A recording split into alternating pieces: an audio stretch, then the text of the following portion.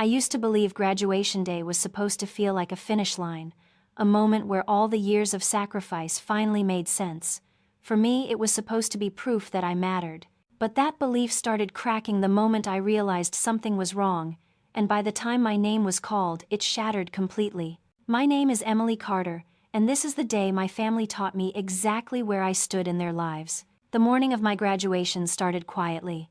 Too quietly. I woke up before my alarm because my mind would not stop racing. I stood in front of the bathroom mirror in my tiny Boston apartment, adjusting my gown and smoothing my hair again and again, like if I looked perfect enough the day would go perfectly too. I checked my phone for the 7th time before 8 a.m. No new messages, just the last text from my mom the night before. "We are so busy getting everything ready for tomorrow. Don't stress, okay? Everything ready." I read that line over and over while brushing my teeth. I told myself it meant they were planning something nice. Maybe breakfast, maybe flowers, maybe they were just being them. I had learned a long time ago how to translate their vague words into hope. This was not a small accomplishment. I had spent years clawing my way through classes while working nights and weekends. I missed birthdays, holidays, and entire summers. While my friends posted photos from beaches and parties, I was sitting under flickering library lights, convincing myself that this would be worth it. That one day, my parents would sit in a crowded auditorium and say, "That's our daughter." By the time I arrived at the venue, the parking lot was already full of families. Parents holding cameras, siblings dragging balloons, grandparents clutching programs like sacred documents. I stood off to the side, gripping the edge of my gown, watching them gather in clusters that felt impossible to enter. I sent a text to the family group chat asking where they were sitting, then deleted it before hitting send. I didn't want to sound needy on my own graduation day. Inside the auditorium, the air buzzed with excitement. Laughter echoed off the walls. People waved to their families from the rows of graduates. I scanned the seats again and again, telling myself they were just late. Traffic in Boston was always awful. Parking was a nightmare. Maybe they were already inside, and I just had not spotted them yet. Denial is a strange thing. It lets you survive moments you are not ready to face. As the ceremony began, and the dean stepped up to the microphone, my stomach tightened. The speech blurred into background noise as I searched the crowd one last time. The seats where my family should have been were still empty. No movement, no familiar faces, just strangers cheering for someone else. Then my phone buzzed softly in my pocket. I should not have looked, but I did. It was a photo notification from social media. A picture my aunt had posted and tagged my mom in. My younger brother Lucas stood in the center of our backyard under a banner that read, "Congrats." He was laughing, holding a drink, while my mom stood beside him smiling like this was the most important moment of her day. The timestamp matched the exact minute I was supposed to walk across the stage. That was when the truth settled in. They were not late. They did not forget. They chose something else. My name was called seconds later. I stood up on instinct, my legs moving even though my mind felt detached from my body. The applause washed over me, but it sounded distant, like I was underwater. I walked across the stage, shook the dean's hand, and smiled for the camera. Because that is what you do when you have spent your whole life learning how to perform being okay. Inside my head, a single thought repeated itself with brutal clarity. If this isn't enough for them, whatever will be. When I returned to my seat, my hands were shaking. I stared down at the diploma case resting on my lap. It felt lighter than I expected, like it was missing something. Not paper, witnesses. The ceremony ended, and everyone poured outside onto the lawn. Families reunited in tears and laughter. Cameras flashed, names were shouted. I stood at the edge of it all, clutching my diploma like a shield. I called my mom. Straight to voicemail. I called again. This time she picked up, but all I heard was music and laughter. Her voice floated through the noise. "Hold on, everyone, I need a picture of the guest of honor." It was not me. I hung up before she realized she had answered. That was the moment something inside me went quiet. Not angry, not loud, just clear. I had spent my entire life waiting for my family to see me, to show up when it mattered, and standing there alone, I realized something I was afraid to admit. I could keep waiting forever, and nothing would change. As I walked back to my car, the cheers faded behind me. Graduation day was supposed to be the beginning of my future. Instead, it became the day I understood my past. The day I stopped asking why I was not enough and started asking why I kept begging people who had already decided I was optional. I did not know yet what I was going to do next, but I knew one thing with absolute certainty. This would be the last milestone I ever stood alone, waiting for them to arrive. I thought the worst part was already over, walking that stage alone, smiling into a camera that captured a moment no one in my family bothered to witness. I was wrong. The worst part was realizing that my absence had already been replaced, because while I was standing in line with my diploma pressed against my chest like armor, my family was celebrating, just not me. The drive back to my apartment felt unreal. Boston traffic crawled like it always did, but everything outside my windshield looked distant, muted, like I was watching someone else's life through glass. I parked, sat there with the engine off, and stared at my phone. Still nothing. No missed calls, no apology texts, no "are you okay?" The silence was loud enough to hurt. I told myself not to check social media again. I told myself it would only make things worse. Then I opened it anyway. There were more photos now, videos, stories, my mom laughing by the grill, my dad clapping someone on the back, my brother Lucas front and center like always. The caption read, "Proud of you," with a string of smiling emojis. People commented, "Congratulations." Family, friends, neighbors, even relatives who knew I was graduating that day. Not one of them asked where I was. That was when it hit me. This was not a mistake. This was not poor planning or forgetfulness or bad timing. This was a choice that had been made without hesitation. They had chosen comfort over conscience, celebration over responsibility, my brother over me. Lucas was not graduating. He had not finished anything. There was no milestone to honor. He had simply had a rough year, and my parents decided he needed a win. And once again my moment was flexible, postponable, expendable. This was how it had always been. Growing up, I learned early that attention in our house was a limited resource. Lucas needed it more. Lucas struggled more. Lucas had more potential to protect. I learned to be the easy one, the understanding one, the daughter who did not make a fuss. When I got into college, my parents said they were proud. Quietly, briefly. Then the focus shifted back to Lucas. His plans, his setbacks, his emergencies. Every achievement of mine was acknowledged like a receipt, not with joy but with obligation. Standing alone in my apartment that afternoon, I scrolled through years of messages in our family group chat. Game nights for Lucas, fundraisers for Lucas, support for Lucas. My scholarships were buried between grocery lists and reminders. I had spent so long convincing myself this was normal, that families had roles and mine was to stay out of the way. Graduation day tore that illusion apart. I sat on the edge of my bed, still wearing my gown, and stared at the wall. My diploma lay unopened beside me. I realized something terrifying. If I stayed here, if I went home that night, if I pretended this was fine, nothing would change. I would keep showing up for people who had already shown me exactly how little I mattered. That was when a different thought crept in. Quiet. Dangerous. What if I stopped showing up too? The idea scared me at first. Not because it was wrong, but because it felt right. Leaving did not feel like running away.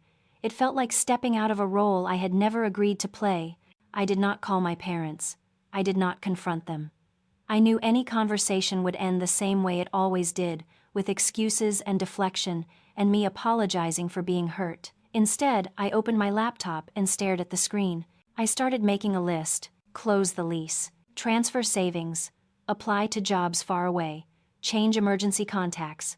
Remove access. Each item felt heavier than the last but also clearer. This was not impulse. This was preparation. A name surfaced in my mind. Rachel Moore. Rachel was the only person who ever asked how my exams went and actually waited for the answer. She celebrated my achievements like they belonged to me. She had seen me at my worst during finals week and never treated my exhaustion like an inconvenience. I messaged her 3 words. I need out. Her reply came almost instantly. Where are you going? I did not know yet, but I knew where I was not staying. That night I packed what fit in my car, clothes, documents, my laptop. I left behind everything that tied me to a version of myself that had been shrinking for years.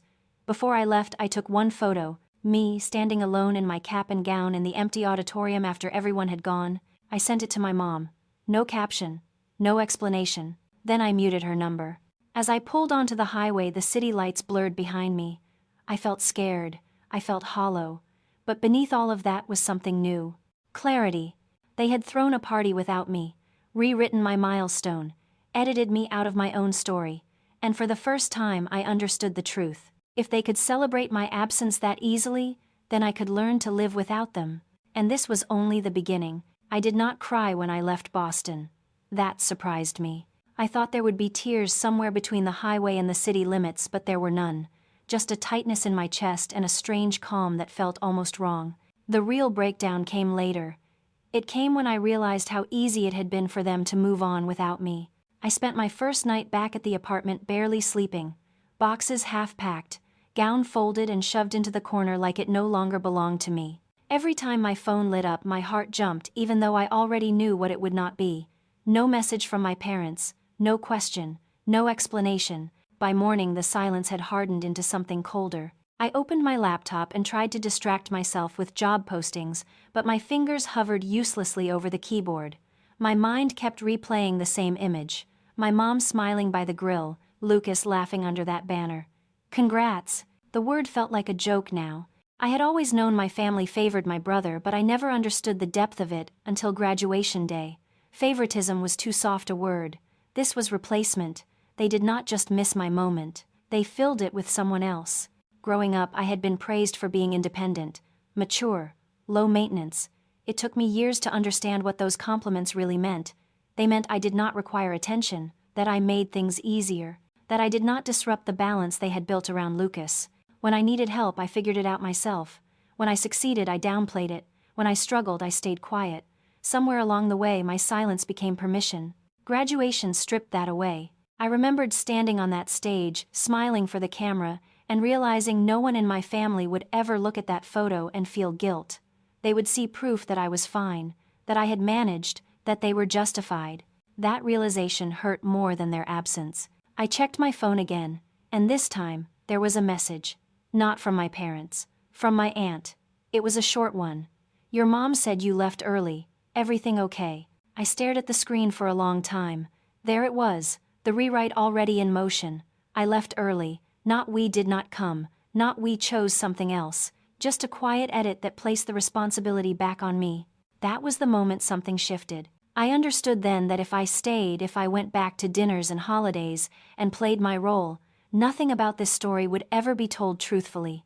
I would always be the flexible one, the understanding one, the daughter who did not need much, and they would keep taking advantage of that. So I did something I had never done before. I stopped explaining. I did not reply to my aunt. I did not defend myself. I closed the app and turned my phone face down on the table. For the first time, I let the discomfort sit without trying to smooth it over. Later that afternoon, I opened my email and found a message from my mother. No apology, no acknowledgement, just logistics. She asked if I had taken the diploma folder she bought.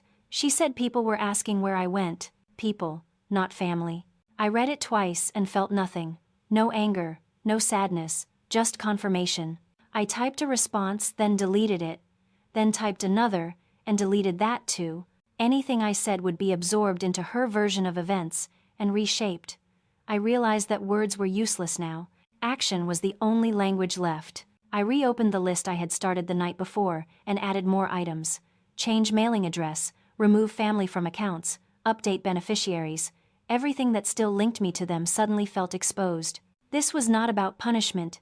It was about protection. That evening, I finally opened my diploma case. The paper inside was heavy and official. My name printed in bold letters.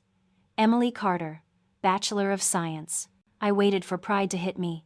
It did not. Instead, I felt a quiet anger. Not at the work I had done, but at the fact that I had been taught to measure its value by who showed up to see it. I closed the case and slid it under the bed. I did not need their witnesses to know what I had earned. That night I called Rachel. She answered on the first ring. You sound different, she said. I told her everything. The photos, the messages, the rewrite already happening. I waited for her to soften it, to tell me they probably did not mean it. She did not. She said, I am proud of you, and I am sorry they were not there. The simplicity of that sentence almost broke me. We talked for hours. About options, about distance, about what it would mean to leave for real. When we hung up, I felt something I had not felt in a long time. Supported. The next morning, I woke up with a plan. Not a dramatic escape, not a confrontation, just distance, real distance, the kind that makes it impossible for people to pretend you are still within reach. I began applying to jobs outside Massachusetts, anywhere that did not hold memories of me waiting for them. I updated my resume. I changed my emergency contact to Rachel. Each small step felt like reclaiming space. I did not tell my parents what I was doing. That was the hook they expected. The argument, the explanation, the guilt. I gave them nothing. By the end of the day, I realized something that scared me and freed me at the same time. Walking across that stage alone was not the most humiliating moment of my life. Staying would have been, and for the first time I understood that the silence I was creating was not emptiness, it was leverage. We've poured a lot of time and heart into creating this story. If you don't like it, give it a like anyway, and if you do enjoy it, make sure to subscribe to our channel. Now, let's get back to the story. I did not wake up that morning planning to disappear. There was no dramatic countdown, no final look in the mirror where I told myself this was it. What happened instead was quieter and somehow more final. I woke up and realized I had already left. The apartment felt different. Not empty, just detached. Like a hotel room you stay in the night before a flight. Everything I owned was suddenly temporary. I stood in the kitchen holding a mug of coffee I did not taste, and looked around at the walls I had stared at for years, while telling myself this phase would pass. Nothing had passed. I had just endured. I checked my phone out of habit. Still nothing from my parents that resembled concern. No, how are you? No, we messed up. Just another message in the family group chat about Lucas needing help with something. The timing was almost impressive. That was when I understood something with terrifying clarity. They did not need me present to keep taking from me. So I stopped giving them access. I opened my laptop and started executing the list I had been building in my head for years without realizing it. I transferred my savings into an account only I could touch. I removed my parents from anything that required emergency access. Forms, insurance, contacts. Each click felt like locking a door that should have been locked a long time ago. There was no anger driving me now, just precision. I emailed my landlord, asked about early termination. I researched cities that were far enough to make casual visits impossible. Seattle kept coming up, not because it was perfect, because it was distant. Distant meant clean. I packed slowly. Not everything, only what mattered. Clothes that felt like mine. Documents, my laptop. I left behind gifts I had never liked. Furniture chosen to fill space. Objects that belonged to a version of me that was always waiting. At one point I found an old framed photo of my family on a shelf. All of us smiling, me slightly behind Lucas as always. I stared at it longer than I meant to, not because I missed them, because I finally saw the truth of it. I had always been out of frame. I just never wanted to admit it. I set the frame face down and kept packing. By late afternoon my car was loaded. I stood in the doorway of the apartment with my keys in my hand, feeling something unexpected. Relief. No one was watching me leave. No one was trying to stop me. No dramatic phone call came in at the last second. The absence that had hurt me for years was now working in my favor. Before getting into the car, I pulled out my phone one last time. I scrolled to my mom's contact, hesitated, then sent her a single photo. It was the one I had taken the night before, me in my cap and gown standing alone in the empty auditorium. No caption, no accusation, just evidence. Then I muted her number and placed the phone face down on the passenger seat. I did not block her. Blocking felt loud. I wanted silence. As I pulled onto the highway, the city skyline shrank in my rearview mirror. Each mile felt like a thread snapping, a connection loosening. I expected fear to take over, but it did not. What I felt instead was control. For the first time in my life, my decisions did not need to be explained or approved or justified. There was no one to argue with, no one to convince. I was not asking permission to leave. I was leaving because I could. The road stretched ahead of me long and uncertain. I did not know where I would land yet. I did not know how hard it would be. But I knew one thing with certainty. I would never again stand in a room waiting for people who had already chosen not to show up. If you have ever been made to feel invisible at your own milestone, comment 1, just 1. You are not alone. As the sun dipped lower and the miles blurred together, I realized something that felt almost dangerous. This was not an escape. It was the first honest decision I had ever made. The first thing I learned after leaving was this: silence sounds different when it is chosen.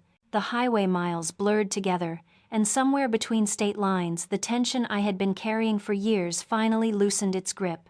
I did not feel free yet. That would come later. What I felt was lighter, like I had set something heavy down and only then realized how long I had been holding it. I drove until the sky went dark, and then kept driving. I stopped only when my eyes burned and my hands ached from gripping the wheel. When I finally pulled into a rest stop parking lot, I sat there with the engine running, listening to the quiet hum of the car. That was when my phone buzzed. For a split second, my chest tightened out of habit. I turned the screen over slowly, already knowing who it would not be. It was Rachel. "You still on the road?" she texted. I stared at her name longer than necessary. Out of everyone in my life, she was the only one who knew what today really meant. Not just leaving a city, but stepping out of a family narrative I had been trapped in since childhood. "Yeah," I replied, still driving. Her response came immediately. "You don't have to be strong right now. Just keep going." Those words hit harder than any apology ever could have. I realized then how rare it was for someone to offer support, without conditions, without needing me to explain myself, without asking me to soften the truth so it was easier to digest. Rachel had always been like that. We met during our first year of college, when I was sitting alone in the library at midnight, trying to convince myself I could finish a project I had started too late. She sat down across from me without asking, and slid a coffee toward me, like it was the most natural thing in the world. "You look like you need this more than I do," she said. She remembered my exam dates when my family didn't. She texted me good luck before presentations. She asked questions, and waited for the answers. When I succeeded, she celebrated loudly. When I failed, she didn't disappear. I did not realize at the time that she was showing me what real support looked like. I drove a few more hours, then pulled off the road and booked the cheapest motel I could find. The room smelled like cleaning spray and old carpet, but it was quiet. I dropped my bags and collapsed onto the bed, staring at the ceiling. For the first time since graduation day, I let myself breathe. I checked my phone again. Still nothing from my parents. No reaction to the photo. No call. No question. I should have been surprised. I wasn't. Rachel called a few minutes later. I answered without saying hello. "You made it this far," she said. "That's something." I told her everything I hadn't said out loud yet. How scared I was, how angry, how relieved, how part of me still expected my mom to show up at the last second and demand an explanation. Rachel listened, did not interrupt, did not try to fix it. When I finished, there was a pause. "Emily," she said quietly, "you didn't leave because you were dramatic. You left because you were done shrinking." Something about hearing it framed that way cracked something open in me. I realized then that I was not alone in this anymore. That even if my family had chosen not to show up, there was someone who saw me clearly and stayed. The next morning I woke up before my alarm. The sun filtered through thin curtains and for a moment I forgot where I was. Then it came back. The road, the choice, the distance. I felt nervous. But underneath it there was a steady calm. I grabbed my phone and opened my email. Overnight Rachel had sent me a list. Job boards, contacts, cities that were hiring. A couch offer that was not temporary or hesitant. "If you want, Seattle is still an option," she wrote. No pressure, just saying. I stared at that message for a long time. Seattle was far. Far enough that my parents could not drop by unannounced. Far enough that my absence would no longer be something they could ignore or explain away. Far enough that this would be real. I replied one sentence.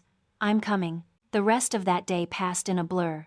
I drove with purpose now, not just away, but toward something.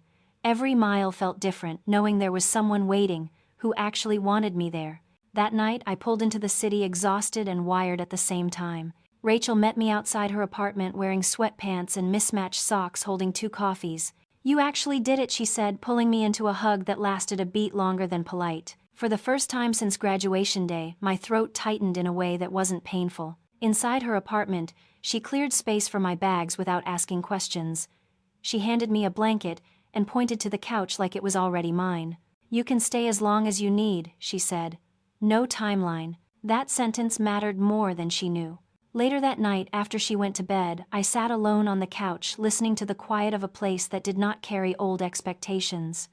I thought about my family, about how easy it had been for them to move on without me. Then I thought about Rachel, about how effortless it was for her to show up, and I understood something that changed everything.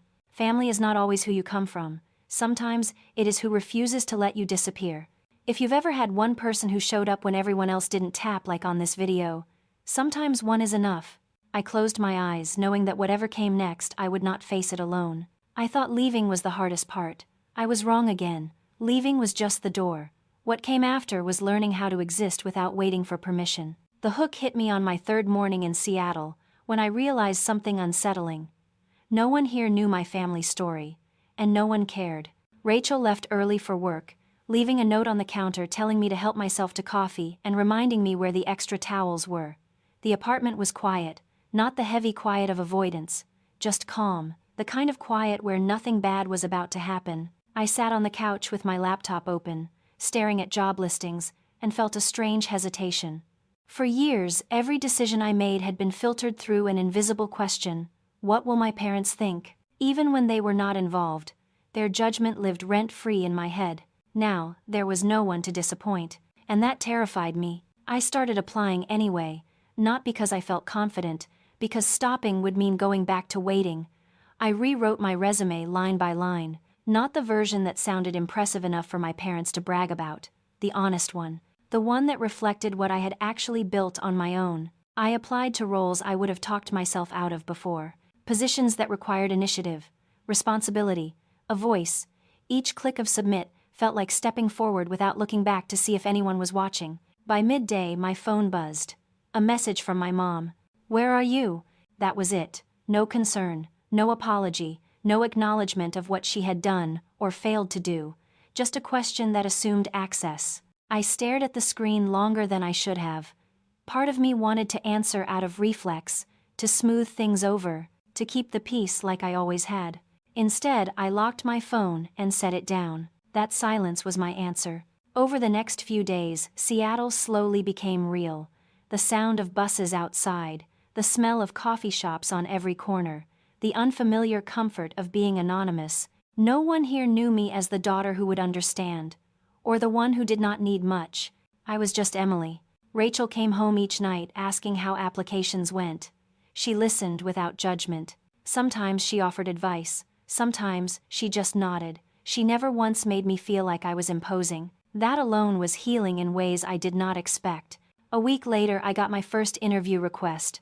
A small company, nothing glamorous, but the email used my name and asked about my ideas, not my family, not my background, my ideas. During the interview, the manager asked why I moved across the country right after graduation. The old answer rose in my throat. Family reasons, complicated. I almost said it. Instead, I said I wanted a place where my work could speak for itself. He nodded like that made perfect sense. Walking back to the apartment afterward, I felt something unfamiliar. Pride. Not the kind that waits for applause, the kind that settles quietly in your chest. That night I checked my phone again. Another message from my mom. This one longer. She said the family was worried. She said leaving like that was dramatic. She said we should talk. We should talk. The phrase used to pull me back every time. It meant I would listen, while she explained why my feelings were inconvenient, why timing was bad, why I was overreacting. I realized then that distance had not changed her, it had only made her louder, and that brought up a question I had been avoiding. Was disappearing enough? I talked to Rachel about it that night, about whether cutting contact was cruel, whether I owed them an explanation, whether silence was fair. She did not answer right away. Then she said something that stuck with me. Sometimes people call boundaries cruelty when they are used to control. That sentence sparked something I had not fully articulated yet. My parents did not miss me. They missed access. They missed the version of me that showed up on demand and absorbed disappointment without complaint. Here in Seattle, I was building a life they could not edit. A few days later, I got a job offer. Entry level, decent pay, real growth. When I hung up the phone, my hands were shaking. I wanted to tell someone. My first instinct was my mom. That instinct shocked me. I sat with it until it passed. Then I told Rachel. She screamed loud enough for the neighbors to hear. That night we celebrated with takeout on the floor. Nothing fancy, no photos, no posts, just a moment that belonged to me. Lying awake later, I thought about my parents finding out eventually, about how they would frame it. Emily moved on so fast. Emily didn't need us. Emily is fine. They would never mention the empty seats, or the party, or the lies. and that was when I realized the next phase of this story was not about escape. It was about visibility, about whether I would ever tell the truth out loud, or let them keep rewriting it. So here's the question I want you to think about. If your family hurts you and then acts like nothing happened, do you owe them an explanation, or do you owe yourself peace? Comment what you think, because this is where the story stops being just mine and starts being ours. I thought distance would dull the past. I thought time and routine would sand the sharp edges down until the memory of my graduation felt far away and manageable. What I did not expect was that healing would be interrupted by a phone call that pulled me straight back into everything I had tried to leave behind. The hook came on a Tuesday afternoon, when my phone rang with a number I had not seen in years. It was my aunt. I let it ring out at first. My heart started racing anyway. Family numbers still had that effect on me, even from 3,000 miles away.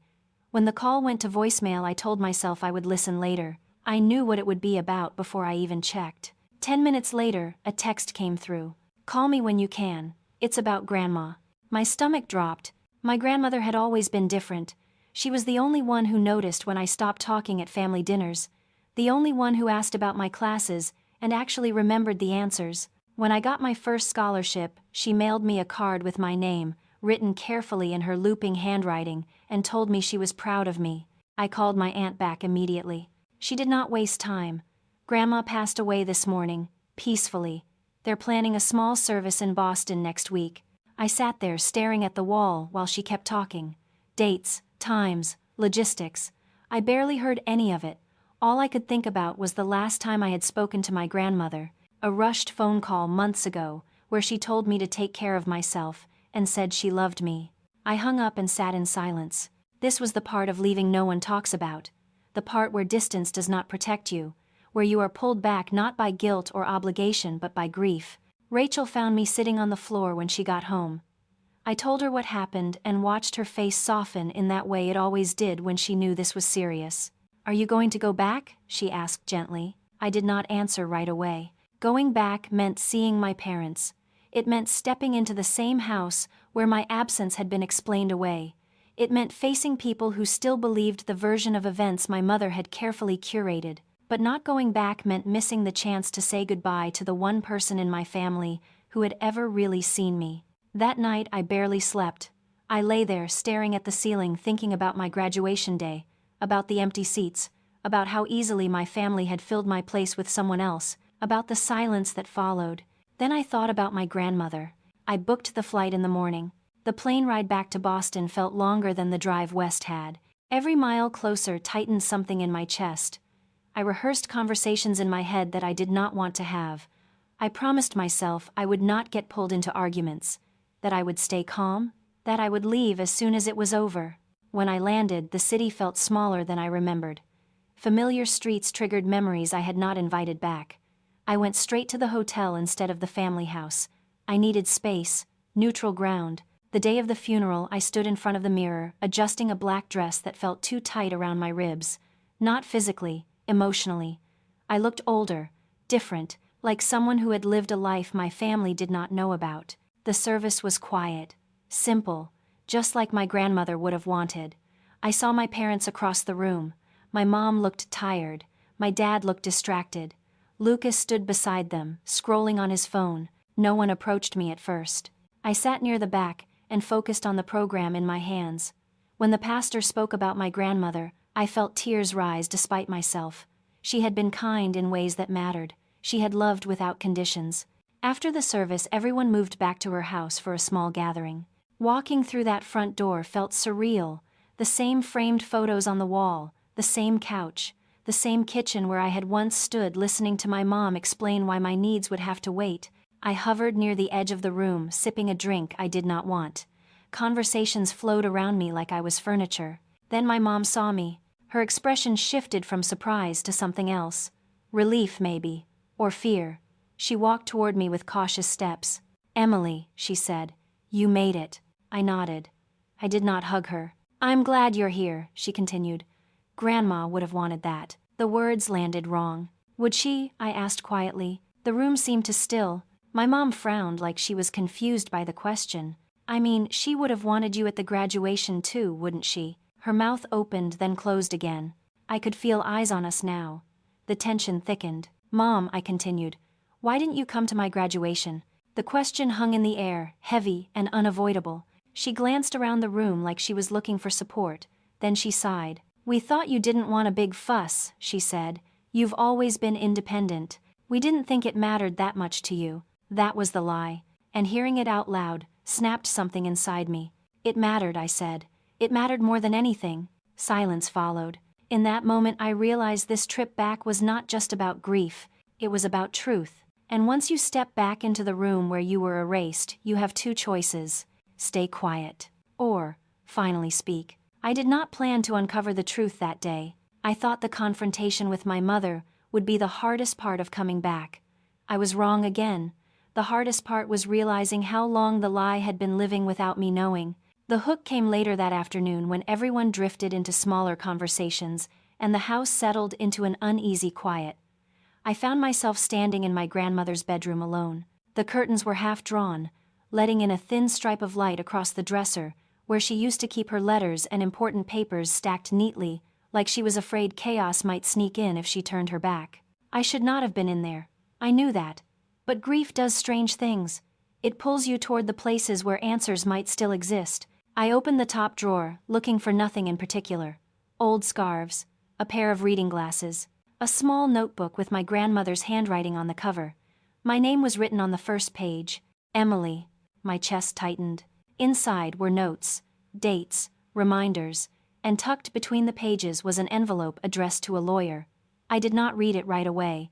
I just stared at it, like it might disappear if I blinked too long. Footsteps sounded in the hallway, and I quickly slid everything back into place.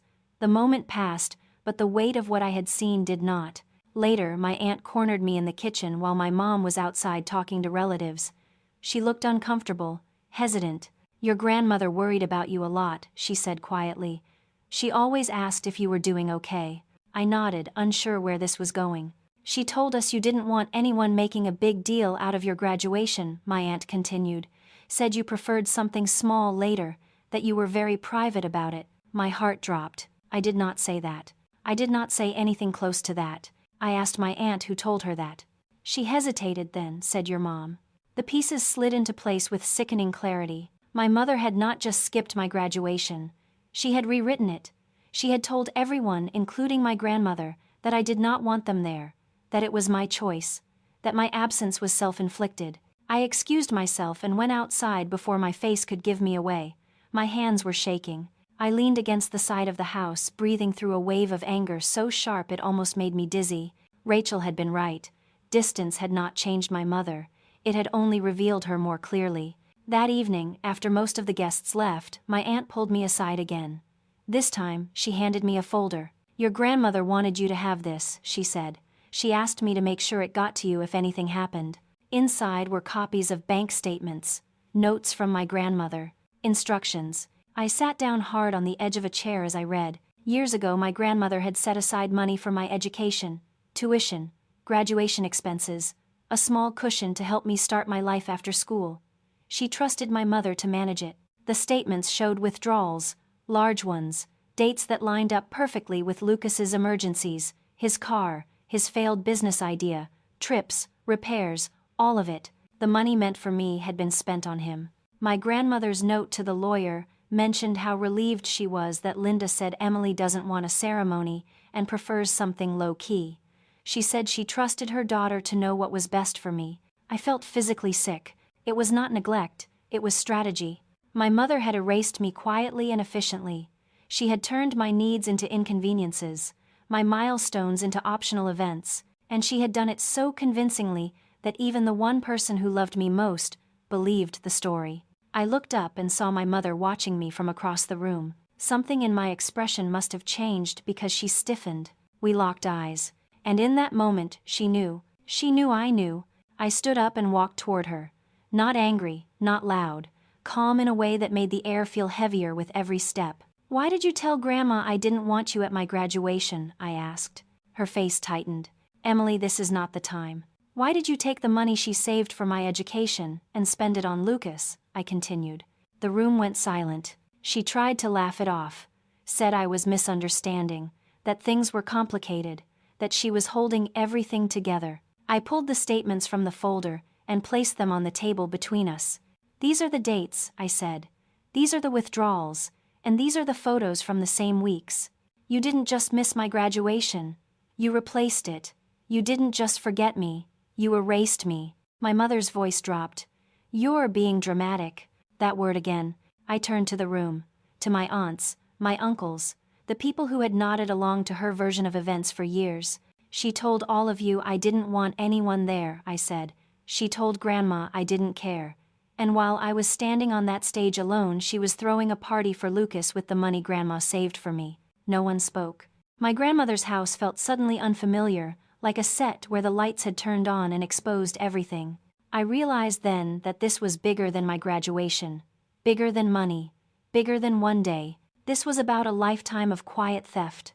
Of moments taken and reassigned. Of a daughter edited out of her own story. And standing there, holding the proof, I understood something that changed me forever. I was not crazy. I was not ungrateful. I was not dramatic. I had been systematically erased. And now, the truth was sitting on the table, where no one could look away. The only question left was what I was going to do with it. I did not raise my voice. That was the part everyone remembered later. The hook was not the documents on the table or the photos frozen on the screen. It was the calm. The kind of calm that makes people uneasy because it means the person speaking has already decided something irreversible.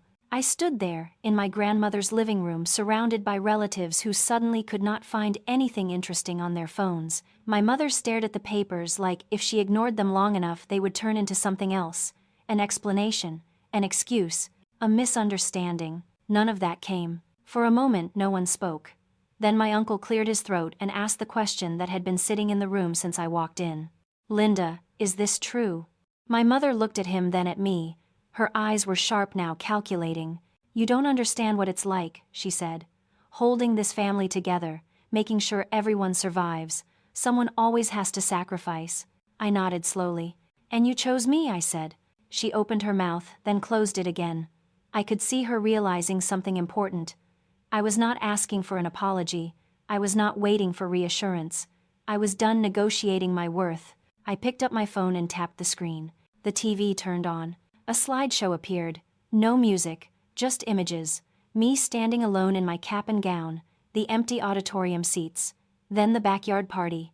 Lucas laughing. My mom smiling under the congrats banner. The timestamps matching perfectly. I let it play. "This was what my graduation looked like," I said quietly. "On the same day. At the same time." Someone gasped. A plastic cup slipped from a hand and hit the floor. My aunt whispered, "I didn't know." "Of course you didn't," I replied. "You were never supposed to."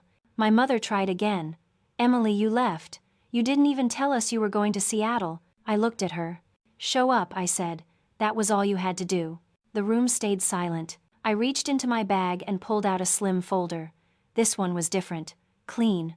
Official. "I've already filed paperwork in Seattle," I said. "I've removed you as my emergency contact. As my beneficiary. From every form that still gave you access to my life." Her face went pale. "What do you mean removed?" she asked. "I mean you don't get to rewrite me anymore." I flipped open the folder and slid one page across the table. "And I've changed my last name. I'm using Grandma's maiden name now." A murmur rippled through the room. "You can't do that," my mother said automatically, like she was still in charge of the rules. "I already did." This time, she had nothing to say. I looked around the room one last time. At the walls covered in family photos, birthdays, holidays, so many moments where I was either missing or standing just out of focus. I realized something then that made me almost laugh. They had always said I was dramatic, emotional, too sensitive, but here I was, calm, organized, finished. Revenge does not always look like yelling or destruction. Sometimes it looks like paperwork. I turned off the TV and gathered my things. "This is not me cutting you off to hurt you," I said. "This is me protecting myself. I'm done bleeding quietly so you can pretend everything is fine."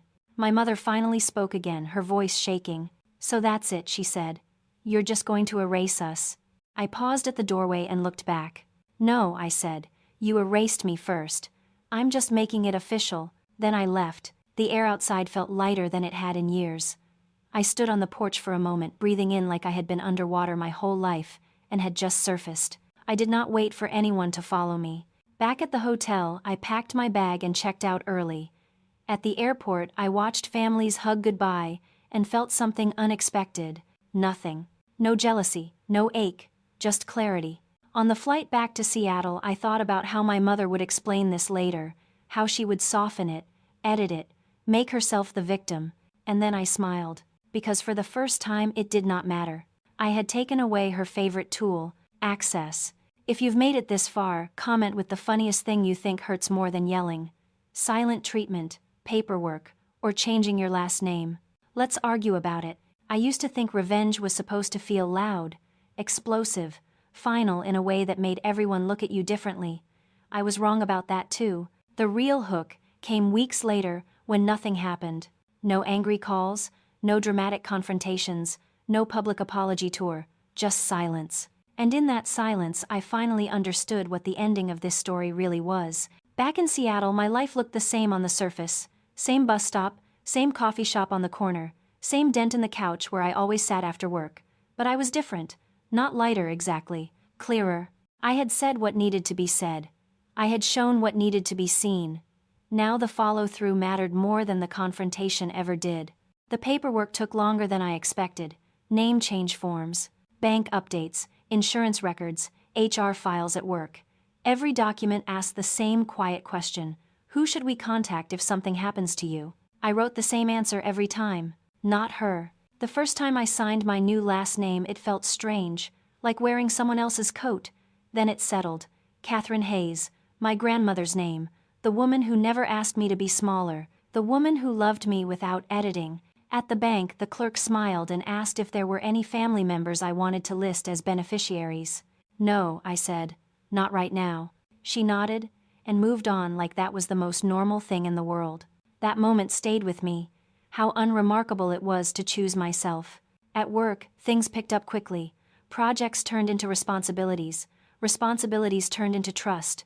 No one there knew my backstory. No one expected me to absorb disappointment or smooth things over. I spoke in meetings, without rehearsing every sentence in my head first. People listened. Sometimes on my walk home, I caught myself reaching for my phone to tell my mom something out of habit. A promotion, a good day, a small win. The urge faded faster each time. I did not block her email. I archived it. There is a difference. Blocking is reactive. Archiving is intentional. It meant I did not need to see her words to know they existed. One afternoon, an email slipped through my filters. The subject line was just my name. She wrote that she had heard about the name change, that the family was worried, that she hoped I would come to my senses and remember where I belonged. I stared at the screen, waiting for guilt to rise. It did not. Instead, I thought about the empty seats at my graduation, about the party banner, about my grandmother's careful handwriting on those documents, about how easily my story had been rewritten when I stayed quiet. I typed a reply. I know exactly where I belong. Then I deleted the draft and archived the email. Some truths do not need to be sent to be real. People like to say the best revenge is living well. That sounds nice. But for me, it was more specific than that. The best revenge was refusing to be available for her version of the story. I did not show up to argue. I did not show up to fix things. I did not show up at all. And without me there, she had nothing left to rewrite. Weeks turned into months. Life filled the space anger used to occupy. I laughed more easily, slept better. Some days I went hours without thinking about my family at all. Other days the memory still surfaced. The girl on the stage scanning the crowd. The realization settling in. Those scars did not disappear. They just stopped controlling me. One night Rachel asked if I ever regretted it. Cutting contact, changing my name, making it so final. I thought about it for a long time before answering. I regret every time I waited for her to change, I said. I do not regret leaving. At some point, you have to decide which regret you can live with. Now, when people ask about my family, I tell the truth in the simplest way possible. We are not close. I do not explain. I do not justify. I do not soften it. Because my worth does not depend on being understood by people who never tried to see me. If you are still watching this story, and you have ever been the one who showed up while everyone else stayed comfortable, I want you to hear this. Walking away does not make you cruel. Protecting your peace does not make you dramatic. And erasing yourself from a story that only hurts you is not revenge, it is survival. If you want to hear what happens next, and stories like this one about quiet strength, boundaries, and family dynamics that no one talks about, hit subscribe now. These stories are not about winning, they are about finally choosing yourself. And if you were standing on that stage, would you have waited for them, or would you have walked out too? Think about it.